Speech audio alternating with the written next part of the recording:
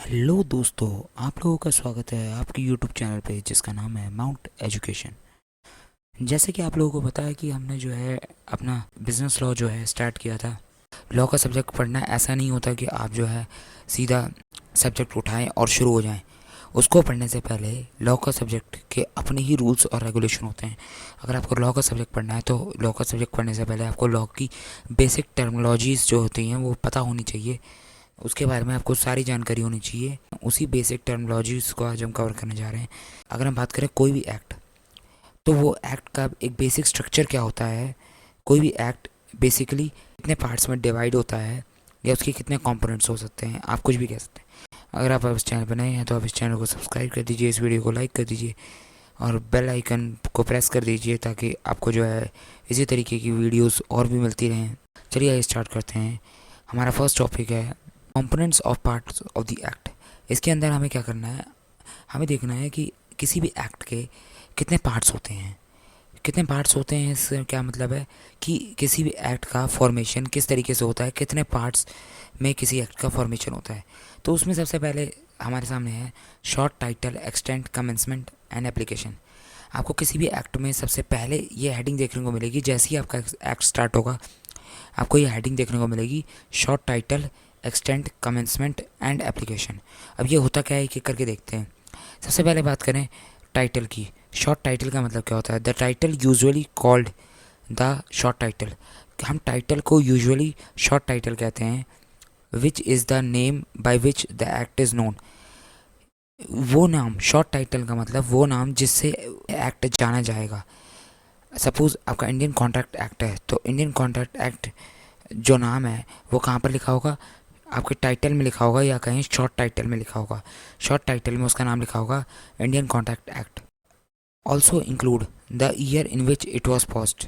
साथ के साथ एक चीज़ और लिखी होगी, ये भी लिखा, साथ के साथ ये भी लिखा होगा किस ईयर में ये एक्ट पास हुआ है, ये भी जरूर लिखा होगा। किस ईयर में ये लागू हुआ है ये नहीं लिखा होगा, किस ईयर में ये पास हुआ है ये भी लिखा होगा। आप इस बात को देखेंगे, इस डिफरेंस को समझिए। मैं ये नहीं कह रहा कि किस ईयर में ये एक्ट लागू हुआ है या एप्लीकेबल हुआ है। मैं कह रहा हूँ किस ईयर में ये एक्ट जो है प्रेसिडेंट ने इस एक्ट को साइन करा है। तो उस ईयर, जैसे इंडियन कॉन्ट्रैक्ट एक्ट है हमारा, तो इंडियन कॉन्ट्रैक्ट एक्ट ये हमारा टाइटल है, शॉर्ट टाइटल है। साथ में लिखा हुआ है 1872। 1872 हमारा ईयर है इन विच इट वॉज पास्ड। ठीक है, समझ में आ गया आपको शॉर्ट टाइटल का मतलब। अब एक्सटेंट की बात करते हैं। एक्सटेंट मतलब होता है किस हद तक, किस किस इस एरिया में एप्लीकेबल होगा। एक्सटेंट मीन्स रेंज, एरिया और स्कोप ऑफ द एक्ट। ये एक्ट कहाँ पर एप्लीकेबल होगा? क्या पूरे इंडिया में, होल इंडिया में के ऊपर एप्लीकेबल होगा? क्या किसी पर्टिकुलर स्टेट के ऊपर एप्लीकेबल होगा या पर्टिकुलर डिस्ट्रिक्ट के ऊपर एप्लीकेबल होगा? अगर कहाँ कहाँ पर यह एक्ट एप्लीकेबल होगा, किस किस एरिया में यह एक्ट एप्लीकेबल होगा, उसके बारे में, उसको बोलते हैं एक्सटेंट। इसकी रेंज बताई गई है कि कितने रेंज तक ये एक्ट एप्लीकेबल होगा। अब बात करते हैं कमेंसमेंट। कमेंसमेंट मतलब, commencement means the time when the act comes into force. मतलब अब बात आती है कि एक्ट कब से लागू होगा, कब से ये एप्लीकेबल होगा। वो टाइम बता दिया कमेंसमेंट ने। ऊपर जो लिखा था ईयर, वो था कब ये पास हुआ है, और ये नीचे है ये कब एप्लीकेबल होगा। अगर बात करें एप्लीकेशन की, एप्लीकेशन का मतलब ये एक्ट किस किस के ऊपर एप्लीकेबल है। Application means apply to whom. ये एक्ट अप्लाई किस किस के ऊपर है। इंडिया, जैसे कि बात एग्जांपल है Indian contract act. Indian contract act किस किस के ऊपर अप्लाई होता है? हर वो ट्रांजेक्शन्स के ऊपर जो ट्रांजेक्शन रिलेटेड टू बिजनेस होती है, उन सब के ऊपर हमारा इंडियन कॉन्ट्रैक्ट एक्ट अप्लाई होता है। क्योंकि इंडियन कॉन्ट्रैक्ट एक्ट बना ही किस लिए है? बिजनेस ट्रांजेक्शन्स के लिए। तो उन सब के ऊपर एप्लीकेबल होगा। अब बिजनेस ट्रांजेक्शन छोटी भी हो सकती है, बड़ी भी हो सकती है, ये कोई इंपॉर्टेंट बात नहीं है। बिजनेस रिलेटेड ट्रांजेक्शन्स के ऊपर ये एक्ट एप्लीकेबल होता है। मतलब अगर सोशल ट्रांजैक्शन, सोशल इशू होंगे, सोशल कोई ट्रांजैक्शन है या पर्सनल ट्रांजैक्शन है, क्या उसके ऊपर ये एक्ट एप्लीकेबल नहीं होगा? नहीं, उसके ऊपर ये एक्ट एप्लीकेबल नहीं होगा। ये एक्ट एप्लीकेबल होगा बिजनेस ट्रांजैक्शन के ऊपर। चलिए, अब एक बार जो है short title, extent, commencement and application, ये हमने देख लिया, समझ लिया इसका मतलब। अब इसको प्रैक्टिकली देख भी लेते हैं। मैं आपको एक बेयर एक्ट दिखाता हूँ। बेयर एक्ट का मतलब वो एक्ट जो पार्लियामेंट से एज इट इज़ पास हुआ हुआ एक्ट, इसमें कोई तरीके के चेंजेस नहीं किए हैं। कोई सिंपल लैंग्वेज में से आपको नोट्स प्रोवाइड करवा रहा हूँ। वो नोट्स जो हैं सिंपल लैंग्वेज में एक्ट को क्या करा हमने, पढ़ा, पढ़ने के बाद जो है आपके लिए सिंप्लीफाइड लैंग्वेज उसकी तैयार कर दी ताकि आप उसको एग्ज़ाम में लिख सकें। लेकिन अगर आपकी बात करें कि जैसा एज इट इज़ पार्लियामेंट में एक्ट पास हुआ था, उसी लैंग्वेज को अगर हम एज इट इज़ पढ़ते हैं, जो कहाँ पर हमें मिलता है, हमें गवर्नमेंट वेबसाइट्स पे मिल जाएगा, तो उसी को बोलते हैं बेयर एक्ट, एक रॉ एक्ट जिसमें कोई चेंजेस नहीं किए गए। तो देखते हैं इस एक्ट में हमारा यहाँ पे था short title, extend, commencement and application. ये एक पॉइंट दिख रहा है हमारा। अब ये सब क्या होता है, चैप्टर्स, ये सब ये अभी हम देखेंगे। पहले हम इस पर फोकस रखते हैं अपना, short title, extend, commencement and application. अब ये होता क्या है, इसके लिए नीचे दिया हुआ है, हम नीचे चलते हैं। ये हम देख रहे हैं कंपनीज एक्ट। आप कोई भी एक्ट उठा के देख सकते हैं, सब में सबसे पहले यही बात दी होगी। जैसे ये देखते हैं, यहाँ से आपका कंपनीज एक्ट स्टार्ट है, short title, extend, commencement and application, ये दिया हुआ है फर्स्ट हेडिंग। तो यहाँ पर जो है आपका लिखा हुआ है शॉर्ट टाइटल का मतलब एक्ट अपना नाम बताएगा कि मैं जो है ये एक्ट हूँ। तो इसने बताया कि मैं जो है दिस एक्ट में बी कॉल्ड कंपनीज एक्ट 2013, मेरे को जो है कंपनीज एक्ट कहा जाएगा। साथ के साथ शॉर्ट टाइटल के साथ हमें क्या लिखना होता है, the year in which it was passed. तो ईयर किसका है, कौन सा है इसका, 2013, जिस ईयर में ये पास हुआ था, तो हम इसे कहते हैं, इसका नाम पड़ गया कंपनीज एक्ट 2013। ये अपना नाम बताता है। जैसे कि आप जो है कहीं पे किसी से पहली बार मिलते हैं तो आप उससे सबसे पहले अपना नाम बताते हैं। उसी तरीके से अगर आप किसी एक्ट को पहली बार पढ़ेंगे तो एक्ट सबसे पहली बार अपना नाम बताएगा कि मेरा ये नाम है, मैं इस साल में आया हूँ। जैसे आप बोलते हैं मैं, मेरी डेट ऑफ बर्थ ये है, तो उसी तरीके से वो भी अपनी डेट ऑफ बर्थ बताता है। अब बात करते हैं एक्सटेंट। एक्सटेंट मतलब ये किस एरिया, किस रीजन तक एप्लीकेबल होगा। तो ये it extend to whole of India, ये पूरे इंडिया के ऊपर एप्लीकेबल होगा। अब होल ऑफ इंडिया लिखा है मतलब पूरे इंडिया के ऊपर है, कोई पर्टिकुलर स्टेट डिस्ट्रिक्ट में अलग नहीं है, पूरे इंडिया के ऊपर कंपनीज एक्ट 2013 एप्लीकेबल होगा। अब बात करते हैं कमेंसमेंट की, कब से लागू हुआ। तो क्या लिखा हुआ है, this section shall be came into force. Came into force का मतलब होता है कब से इसकी एप्लीकेबिलिटी होगी, at once and the remaining provision of this act shall be came into force. आपको यहाँ ध्यान रखना है, इंपॉर्टेंट बात क्या है, came into force on such date. Such date के नीचे ऊपर देखोगे आप 1 लिखा हुआ है। 1 का मतलब, आप थोड़ा सा नीचे आएंगे, नोट्स में लिखा हुआ है 1 का मतलब दे रखा है 1 अप्रैल 2014। मतलब यह एक्ट एप्लीकेबल कब से होगा, 1 अप्रैल 2014 से। जबकि ये एक्ट पास कब हुआ था, 2013 में। तो 2013 में पास हुआ एक्ट एप्लीकेबल कब होगा, 2014 में। अब आपको क्लियर होगा कि जो शॉर्ट टाइटल के साथ ईयर लिखा होता है वो पास्ट वाला ईयर होता है, और कमेंसमेंट के साथ जो ईयर होता है वो एप्लीकेबिलिटी वाला ईयर होता है। अब बात करते हैं एप्लीकेशन, आखिर ये एक्ट किस किस के ऊपर अप्लाई होगा। तो ये लिखा हुआ है, the provision of this act shall apply to companies. ये एक्ट कंपनीज के ऊपर अप्लाई होगा। इंश्योरेंस कंपनीज के ऊपर होगा। बैंकिंग कंपनीज, बैंक के ऊपर होगा। और कंपनीज एंगेज इन जनरेशन और सप्लाई ऑफ इलेक्ट्रिसिटी कंपनी किसके ऊपर होगा। तो ये बता रहा है कि एक्ट किस किस के ऊपर एप्लीकेबल है, किन किन लोगों को या किन किन ऑर्गेनाइजेशंस को ये एक्ट फॉलो करना है। तो ये बात क्लियर हो गई आपको, short title, extend, commencement and application clear हो गया। अब यही सेम चीज़ हमारी इंडियन कॉन्ट्रैक्ट एक्ट में दी होती है। अगर मैं आपको इंडियन कॉन्ट्रैक्ट एक्ट दिखाऊं तो उसमें भी लिखा हुआ है शॉर्ट टाइटल, एक्सटेंड, कमेंसमेंट। तो आपको क्लियर हो गया। अब अपना नेक्स्ट देखते हैं, दूसरी चीज़ क्या, हमारे पास लॉन्ग टाइटल है। लॉन्ग टाइटल का मतलब क्या होता है, it explain briefly the purpose of the act. अब लॉन्ग टाइटल में क्या होता है, ऊपर था एक हमारे पास शॉर्ट टाइटल जो बता रहा था अपना नाम। लॉन्ग टाइटल बता रहा है कि ब्रीफली बताएगा कि ये आखिर इस एक्ट को लाने का हमारा पर्पस क्या था, ऑब्जेक्टिव ऑफ दिस एक्ट। जैसे आपको बात करें कंपनीज एक्ट लाने का पर्पस क्या है, ताकि जो है कंट्रोल हो सके, गवर्नमेंट का कंट्रोल हो सके कंपनीज़ के ऊपर, ताकि कंपनीज़ जो है फ्रॉड ना कर सके। तो ये एक पर्पस है, और कंपनीज़ जो हैं सही तरीके से चल सकें। कोई ऐसा ना हो कि बड़ी कंपनीज़ जो हैं छोटी कंपनी को दबा रही, इस तरीके की कोई चीज़ें ना हो। इस बात को ध्यान में रखते हुए कंपनीज एक्ट लाया गया। उसी तरीके से हर एक्ट का अपना पर्पस होता है। इंडियन कॉन्ट्रैक्ट एक्ट का पर्पस क्या है कि अगर आपका कोई बिजनेस रिलेटेड ट्रांजैक्शन हो तो उसमें जो है आप किसी तरीके का फ्रॉड ना हो, ट्रांजैक्शन जो है सही तरीके से हो जाए। ये सब इस एक्ट के पर्पस हैं। तो हर एक्ट का अपना पर्पस होता है। तीसरी चीज़ आती है हमारे पास hierarchy of formation of the act. अब ये hierarchy of formation of the act क्या है, आप पहले ध्यान से इन सब पॉइंट्स को देखेंगे। चैप्टर और पार्ट्स, दूसरा क्या है सेक्शंस और सब सेक्शन, तीसरा क्या है क्लॉज और सब क्लॉज, चौथा क्या है पैराग्राफ और सब पैराग्राफ, पांचवा क्या है आइटम और सब आइटम, छठा क्या है शेड्यूल्स। अब ये क्या है मैं आपको बताता हूँ, ये कुछ नहीं है, बस डिवीजन है आपके एक्ट का। सपोज आप कोई बुक पढ़ते हैं, तो बुक आप जब खोलते हैं तो उसमें क्या लिखा होता है, सबसे पहले आपका इंडेक्स दिया होता है। इंडेक्स में आपको बता रखा होता है कि आपका फर्स्ट चैप्टर ये का नाम ये है, फर्स्ट चैप्टर जो है आपका पेज नंबर दिस से स्टार्ट होकर दैट तक जा रहा है, सेकंड चैप्टर आपका यहाँ से स्टार्ट होकर यहाँ तक जा रहा है। ये बातें आपको गिवन होती हैं।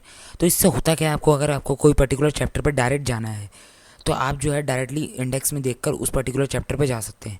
ये आपको इजीली कैसे हुआ कि आपका एक तो आपका इंडेक्स बना हुआ था, दूसरी बात आपका जो है बुक्स के अंदर पेज नंबर गिवन थे।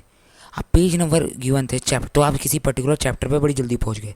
अब मैं कहूँ चैप्टर के अंदर आपको किसी पर्टिकुलर चैप्टर के अंदर आपको पर्टिकुलर किसी टॉपिक पे जाना है, तो चैप्टर्स के अंदर भी हेडिंग्स होती हैं, तो आप उस हेडिंग्स पे जाकर जो है उस टॉपिक को ढूंढ सकते हैं।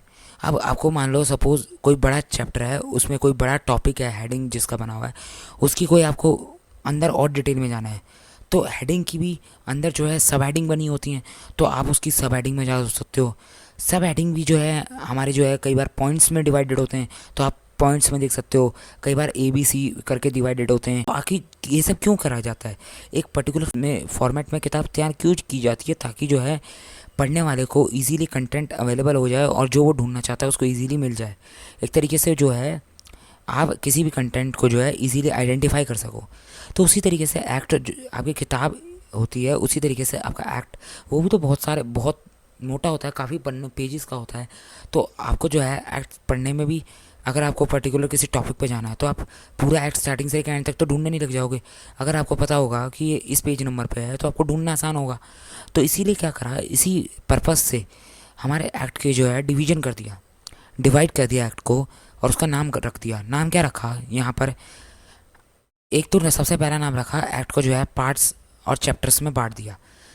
कई एक्ट में पार्ट सिर्फ चैप्टर्स में डिवीजन होता है, कई एक्ट में पार्ट्स में डिवीजन होता है, कई एक्ट में दोनों में ही डिवीजन होता है। तो आपको कई बार चैप्टर्स देखने को मिलेंगे, कई बार से पार्ट्स देखने को मिलेंगे, कई बार दोनों ही देखने को मिलेंगे। अभी हम इसको प्रैक्टिकली देखेंगे जैसे हमने ऊपर देखा था, और अभी आप सिर्फ मतलब देखते जाओ। सेक्शंस और सब सेक्शंस की बात करें तो ये क्या है, ये चैप्टर्स के आगे ही उनका और अंदर डिवीजन है। सेक्शंस क्या होते हैं, नंबर होते हैं 1 2 3 4 5 6 7, और चैप्टर्स क्या होते हैं, चैप्टर्स होते हैं first chapter, second chapter, third chapter, fourth chapter. और सेक्शंस और सब सेक्शंस हो गए आपके टॉपिक नंबर, आपका topic number 1, topic number 2, topic number 3। Suppose आपका फर्स्ट चैप्टर है, फर्स्ट चैप्टर के अंदर आपके 10 टॉपिक आते हैं, तो फर्स्ट चैप्टर के अंदर आपके 10 सेक्शन गिवन होंगे। उन सेक्शंस के अंदर यानी उन टॉपिक्स के अंदर भी आपके सब टॉपिक होंगे, तो सब टॉपिक को हम कहेंगे सब सेक्शंस। अब सब टॉपिक के अंदर भी कुछ और गहराई में टॉपिक होंगे, उसको हम कहेंगे क्लॉज। क्लॉज के भी और होंगे और गहराई में कुछ होंगे, तो उसको कहेंगे हम सब क्लॉज। जैसे मान लो कोई टॉपिक बहुत बड़ा है, उसके डिवीजन करने हैं बहुत सारे, तो उसका डिवीजन एक अरेंजमेंट में होता है, और वो अरेंजमेंट ही गिवन है, बता रखा है यहाँ पर। एक्ट का अरेंजमेंट किस तरीके से होता है, सबसे पहले एक्ट जो है चैप्टर्स में डिवाइडेड होता है, उसके बाद जो है एक्ट चैप्टर्स के अंदर सेक्शंस में डिवाइडेड होता है, सेक्शंस के बाद सेक्शंस के अंदर वो सब सेक्शंस में डिवाइडेड होता है, सब सेक्शंस के बाद जो है अगर और उसका डिवीजन करना है तो वो क्लॉजेस में डिवाइड होता है, क्लॉज के बाद वो सब क्लॉज में डिवाइड होता है, सब क्लॉज के बाद अगर आपको और डिवाइड करना है तो आप पैराग्राफ में कर सकते हो, आपको फिर और करना है तो आप सब पैराग्राफ में कर सकते हो। उसी तरह आपका आइटम होगा, सब आइटम होगा और शेड्यूल होगा। तो इस तरीके से जो है हम किसी भी एक्ट का डिवीजन कर सकते हैं। हम इसको प्रैक्टिकली भी देखते हैं, एक बार हम इसका मतलब देख लेते हैं। चैप्टर्स और parts are sub division of the act, arrange the information in an act. ये क्यों करा जाता है, ताकि अरेंज कर सकें हम इन्फॉर्मेशन को एक्ट के अंदर। एक्ट के अंदर जो आपको इन्फॉर्मेशन दी गई है वो अरेंज मैनर में गिवन हो। सेक्शंस क्या होते हैं, sections are the number arrange in the sequence. Sections आपके कुछ नहीं होते, सिर्फ नंबर्स होते हैं जो अरेंज होते हैं एक सीक्वेंस में। It contain the provision relating to a particular topic. इसके अंदर प्रोविजंस मतलब होते हैं आपके रूल्स और रेगुलेशन जो एक पर्टिकुलर टॉपिक के बारे में दिए होते हैं। सपोज सेक्शन नंबर 4 है, तो उस 4 के अंदर आपको किसी पर्टिकुलर टॉपिक के बारे में गिवन होगा, तो 5 के अंदर किसी दूसरे पर्टिकुलर टॉपिक के बारे में गिवन होगा। तो इसी तरीके से जो है हर सेक्शंस में पर्टिकुलर टॉपिक के बारे में गिवन होता है। अ सेक्शंस में consist of many sub section, section भी है आगे फर्दरली जो है सेक्शंस के अंदर भी हमारे कई सारे सब सेक्शंस हो सकते हैं, यानी हम कई सेक्शंस के भी डिवीजन हो सकते हैं। हम एक बार इसको प्रैक्टिकली देख लेते हैं तब आपको ज़्यादा क्लियर होगा। हम देखते हैं अपना कंपनीज एक्ट, कंपनीज एक्ट 2013।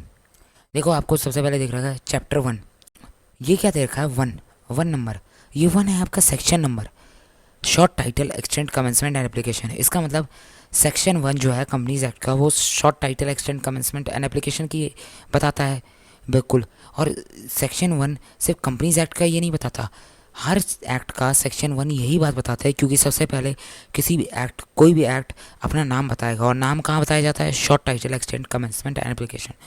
तो इसलिए हर एक्ट का सेक्शन 1 क्या होगा, यही होगा।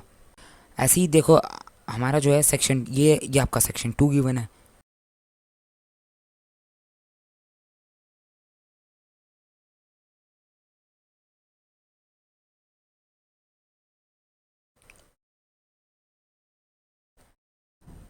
तो आपने देख लिया कि आपका सेक्शन 1 आपने देखा short title extend commencement. Section 2 आपका डेफिनेशंस का है।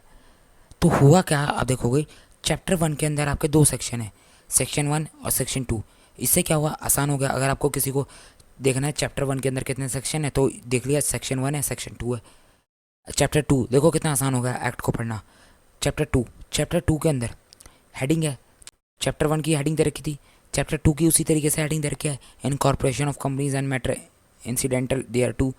ये एक हेडिंग बना दी, चैप्टर का नाम बना दिया। एक तरीके से बताऊँ तो मैं ये बोलूँ, एक चैप्टर का नाम बना लिख दिया कि आपके इस चैप्टर का नाम ये है, और इस चैप्टर के अंदर जो है आपको ये सारे प्रोविजन दे रखे होंगे।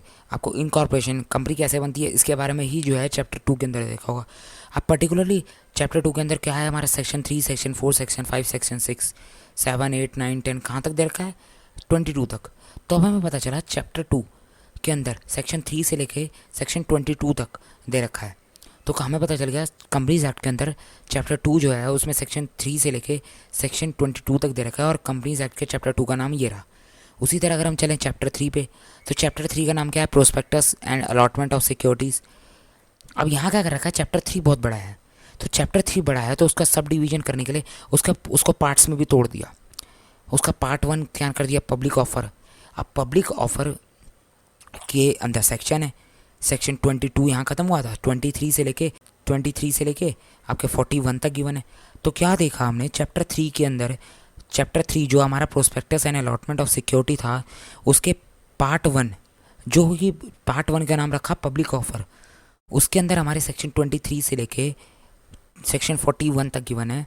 फिर पार्ट 2 ये हम चैप्टर 3 ही देख रहे हैं, जिसको बोल दिया हमने प्राइवेट प्लेसमेंट, उसके अंदर हमारा सेक्शन 42 गिवन है। अब अगर बात करें हम चैप्टर 4 की, चैप्टर 4 का नाम है हमारा शेयर कैपिटल एंड डिबेंचर, और इसके अंदर हमारा 43 से स्टार्ट होगा, ये तो आपको समझ में आ ही गया है, और कहाँ तक जाएगा 72 तक। अब इसमें आपको पार्ट्स में डिवाइड नहीं है, अब किसी में होता है किसी में नहीं होता, वो आपको क्लियर हो गया। उसी तरीके से अगर हम बात करें हमारे इंडियन कॉन्ट्रैक्ट एक्ट में, तो इंडियन कॉन्ट्रैक्ट एक्ट के अंदर हमारा चैप्टर 1 है। तो आप कहोगे चैप्टर 1 यहाँ स्टार्टिंग में क्यों नहीं है, नहीं है इसके अंदर तो नहीं है। यहाँ क्या करा, सिर्फ एक पर्टिकुलर हेडिंग डाल के सेक्शन 1 और सेक्शन 2 हमारा ये दे दिया, और स्टार्ट कहाँ से करा है, चैप्टर स्टार्ट करें सेक्शन 3 से। आपको मैं स्ट्रक्चर समझा रहा हूँ और ये बता रहा हूँ उसका पर्पस क्या है, पर्पस को समझो। आप ये मत सोचो कि इसमें ऐसा, इस एक्ट में ऐसा है, उस एक्ट में ऐसा है। आप देखो पढ़ना कितना आसान हो गया एक रीडर के लिए, चीज़ों को समझना कितना आसान हो जाता है, डिवीजन। तो चैप्टर 1 यहाँ से स्टार्ट करा, और इसके अंदर क्या लिखा है, चैप्टर 1 का नाम रख दिया कम्युनिकेशन एक्सेप्टेंस रिवोक, और जो है सेक्शन 3 से लेकर सेक्शन 9 तक आ गया। अब सेक्शन चैप्टर 2 की बात करें तो सेक्शन 10 से लेकर सेक्शन 22 तक आ गया। तो आपको समझ में आ गया कि सेक्शन इस तरीके से डिवाइडेड होते हैं, और सेक्शंस कुछ भी नहीं है, बस एक नंबर है। अब हम देखते हैं हमारे सब सेक्शंस क्या होते हैं। अगर हम बात करें अपने सब सेक्शंस की, तो हम अपने सब सेक्शंस को भी देख लेते हैं। हम वापस अपने कंपनीज एक्ट पे चलते हैं। अब देखो जिस तरीके से आपके सेक्शंस का डिवीजन दे रखा है, जिस तरीके से आपसे सेक्शंस का डिवीजन दे रखा है, सेक्शन 1 ये रहा, सेक्शन 2 ये रहा, आपका सेक्शन 3 ये रहा, सेक्शन 3 की अगर हम बात करें, देखो सेक्शन 2 कितना बड़ा है। सेक्शन 3 आपका, ये सेक्शन 3 कहाँ गया हमारा, ये रहा फॉर्मेशन ऑफ कंपनी। तो ये सब चीज़ें हैं। तो सेक्शंस के अंदर देखो आपका डिवीजन हो रखा है section 3 sub section 1, sub section 1 अंदर दे रखा है। सब सेक्शन 1 को भी हमें डिवाइड करना है तो clause A, clause B, clause C, इस तरीके का डिवीजन हो रखा है। अब क्लॉज की भी आगे अगर हमें फर्दर डिवीजन करनी होगी तो हम कहेंगे सब clause A, sub clause B, sub clause C. Depend करता है कि कोई सेक्शन कितना बड़ा है, उसका फर्दर कितने डिवीजन की ज़रूरत है। अब देखो एक और एग्जांपल दिखाता हूँ मैं आपको। मेमोरेंडम का हमारा सेक्शन 4 ये रहा, उसका सब सेक्शन ये रहा, क्लॉज ये रहा। अगर हम बात करें clause A, clause B, clause C, further division होगा तो हम इस जैसे ये दे रखा है हम इसको सब क्लॉज कहेंगे। इस तरीके से हमारे जो हैं डिवीजन्स हो रखे। अब आपको एक फॉर्मेटिंग एक क्लियर हो गया, आइडिया लग गया आपको। तो हमारा चैप्टर्स और पार्ट्स में डिवीजन होता है, फिर सेक्शन सब सेक्शन में होता है, फिर क्लॉज सब क्लॉज में, पैराग्राफ सब पैराग्राफ, आइटम सब आइटम और शेड्यूल्स। इस तरीके से जो हमारे फर्दर डिवीजन होते हैं, जैसे जैसे आप पढ़ते चलेंगे अपना आगे आपको और क्लियरिटी मिलती चलेगी। अब इनको लिखा कैसे जाता है, इनको लिखने की एक फॉर्मेटिंग होती है, वो फॉर्मेटिंग आप देख लो। हम जो है सिर्फ SEC भी लिख देंगे तो हमारा सेक्शंस का शॉर्ट में SEC भी लिख सकते हैं हम इसको। सेक्शन 15 हम पढ़ेंगे 15। आगे जो ब्रैकेट दिया होता है वो होता है सब सेक्शन, उसके बाद जो होता है वो होता है क्लॉज, फिर जो दे रखा है वो होता है सब क्लॉज, फिर जो होता है पैराग्राफ, फिर होता है सब पैराग्राफ। इसी तरीके की फॉर्मेटिंग में भी चलना है आपको। सिर्फ बस सब पैराग्राफ पैराग्राफ यहाँ तक भी पढ़ने की जरूरत नहीं है आपको, सिर्फ क्लॉज सब क्लॉज तक ही मैक्सिमम आपको सब क्लॉज तक पढ़ना पड़ेगा। ये तो प्रैक्टिकल लाइफ की बात होगी, आपको यहाँ पे अपनी पढ़ाई के लिए मैक्सिमम क्लॉज सब क्लॉज तक पढ़ना होगा। किसी भी एक्ट की बात करूँ, चाहे आप कोई भी लेवल पे पढ़ें, आपको सब क्लॉज तक मैक्सिमम टू मैक्सिमम पढ़ना होगा। हम इसको पढ़ेंगे कैसे, section 15 sub section 1 clause A, sub clause 3, paragraph B, sub paragraph 2। तो इस तरीके से हम इसको पढ़ेंगे, ये एक सीक्वेंस है पढ़ने का। अब क्या ज़रूरी है कि सेक्शन के बाद हमेशा सब सेक्शन ही आएगा, या सब सेक्शन के बाद हमेशा क्लॉज ही आएगा, या फिर कोई है सेक्शन के बाद क्लॉज पहले आ सकता है? क्या ऐसा कुछ चेंजेस हो सकते हैं? बिल्कुल हो सकते हैं। अब वो चेंजेस कब होंगे, कहाँ होंगे, कैसे होंगे, उसके बारे में भी हम चर्चा करेंगे, लेकिन किसी और दिन। क्योंकि आज जो है इतनी ही जानकारी लेनी है कि हम अपना इंडियन कॉन्ट्रैक्ट एक्ट स्टार्ट कर सकें। आज जो है हम अब आगे चलते हैं। आपको एक बेसिक आइडिया लग गया होगा। ये सब बातें जो हैं ये एक डिटेल डिस्कशन का टॉपिक है, इसके ऊपर जो है हम किसी और दिन चर्चा करेंगे। अब हम देखते हैं, अब हमें यहाँ तक क्लियर हो गया कि ये सब क्या होता है। हम देखते हैं इंडियन कॉन्ट्रैक्ट एक्ट में हमारा क्या हिसाब है। इंडियन कॉन्ट्रैक्ट एक्ट जो है टोटल 11 चैप्टर्स में डिवाइडेड है। चैप्टर्स का मतलब क्या होता है, हमारे ग्रुप ऑफ सेक्शंस। हम चैप्टर्स के अंदर जो है सेक्शंस ग्रुप में बटे होते हैं। टोटल हमारे इंडियन कॉन्ट्रैक्ट एक्ट में 266 सेक्शंस है।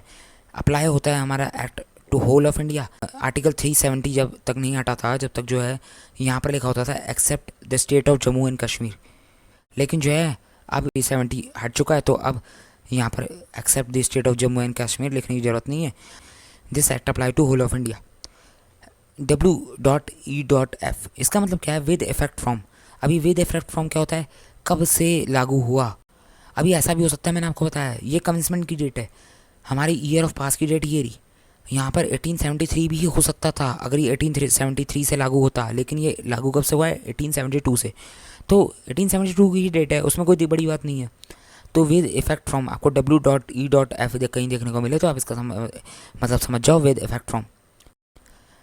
अब जो हमारा सेक्शन 1 टू सेक्शन 75 है, ये चैप्टर 1 to 6 में डिवीजन है, जिसके अंदर क्या लिखा हुआ है, जनरल प्रिंसिपल्स ऑफ कॉन्ट्रैक्ट। अब ये क्या होता है, हमें पढ़ना पूरा यही है अपने आने वाली क्लासों में, तो हम समझ ही जाएंगे क्या होता है।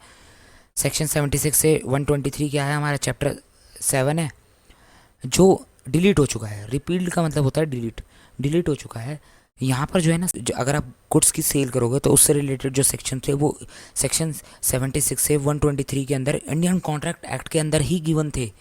मतलब आपको सेल्स ऑफ गुड्स एक्ट नाम का कोई अलग से एक्ट नहीं था, इंडियन कॉन्ट्रैक्ट एक्ट के अंदर ही गिवन थे। लेकिन 1930 में जो है इसको यहाँ से डिलीट कर दिया गया इंडियन कॉन्ट्रैक्ट एक्ट से, सेक्शन 76 to 123 को, और जो है सेल्स ऑफ गुड्स एक्ट नाम का एक नया एक्ट बना दिया गया। तो ये सेक्शंस जो है यहाँ पर अभी इंडियन कॉन्ट्रैक्ट एक्ट के अंदर कुछ भी नहीं लिखा हुआ, ब्लैंक खाली छोड़े हुए हैं। ये भी हम देखते हैं, अपना एक्ट खोलेंगे बेयर एक्ट, उसमें देखेंगे। सेक्शन 124 से 147 तक हमारा चैप्टर 8 है, जिसमें हमारा कॉन्ट्रैक्ट ऑफ इंडेमनिटी और गारंटी है। चैप्टर 9 हमारा 148 to 181 सेक्शन है, जिसमें हमारा contract of bailment and pledge दे रखा है। चैप्टर 10 हमारा 182 से 238 है, जिसमें हमारा कॉन्ट्रैक्ट ऑफ एजेंसी दे रखा है। चैप्टर 11 जो है हमारा 239 से 266, ये भी रिपीट हो चुका है। ये इसमें क्या दे रखा था, provision related to Indian partnership act के बारे में प्रोविजंस थे इंडियन पार्टनरशिप एक्ट के, जो डिलीट कर दिया गया चैप्टर 11, और एक नया एक्ट बना दिया जाएगा वो एक्ट कब बना है? 1932 में, जो बना इंडियन पार्टनरशिप एक्ट 1932। तो अब ये जो दो जगह है यहाँ पर ब्लैंक छोड़ रखा है, यहाँ पर अभी इस समय कुछ भी नहीं लिखा हुआ। टोटल जो है 11 चैप्टर्स में डिवाइडेड है इंडियन कॉन्ट्रैक्ट एक्ट। 266 सेक्शन है जो हमें पढ़ने हैं आने वाली क्लासों में। अब हम देख लेते हैं हमारे इंडियन कॉन्ट्रैक्ट एक्ट में, एक बार इसको प्रैक्टिकली भी देख लेंगे। ये देखो, रिपीट लिखा हुआ है। क्या है ये? Chapter 7 sales of good act, section 76 से रिपील्ड हो चुका है, यानी डिलीट हो चुका है। इसके लिए एक नया एक्ट बन गया सेक्शन 123 तक। इसी तरीके से आप देखोगे आपका इंडियन पार्टनरशिप एक्ट, हमारा एक आइडिया लग गया कि हमें इंडियन कॉन्ट्रैक्ट एक्ट में क्या पढ़ना है, किस तरीके से पढ़ना है। आपको ये पता होना चाहिए कोई भी चीज़ पढ़ने से पहले कि आपको आप पढ़ने क्या वाले हो। आपको एक बेसिक आइडिया, अपने स्ट्रक्चर पूरा पता होना चाहिए अपने सब्जेक्ट्स का, कि आपको क्या पढ़ रहे हो, आप सही पढ़ रहे हो, आप किस डायरेक्शन में जा रहे हो। तो आपको क्लियर हो गया। अब हम देखेंगे हमारा इंडियन कॉन्ट्रैक्ट एक्ट। अब हम सेक्शन 1 से अपना स्टार्ट करेंगे इंडियन कॉन्ट्रैक्ट एक्ट को, ठीक है, अपनी नेक्स्ट वीडियो में। आपको ये वीडियो कैसी लगी, आप इसका फीडबैक जो है कमेंट सेक्शन में ज़रूर देना। इस चैनल को सब्सक्राइब करना, और अगर आपको कोई डाउट है तो आप कमेंट सेक्शन में ज़रूर कमेंट कर सकते हैं। इस वीडियो को अपने दोस्तों के साथ ज़्यादा से ज़्यादा शेयर करो। इसी तरह हमें जो है सपोर्ट करते रहो, ताकि जो है मोटिवेट होकर आपके लिए और भी वीडियोस इसी तरीके के अपलोड करते रहें और आपका सिलेबस जो है जल्दी जल्दी कंप्लीट करवाएं। Thank you for watching this video.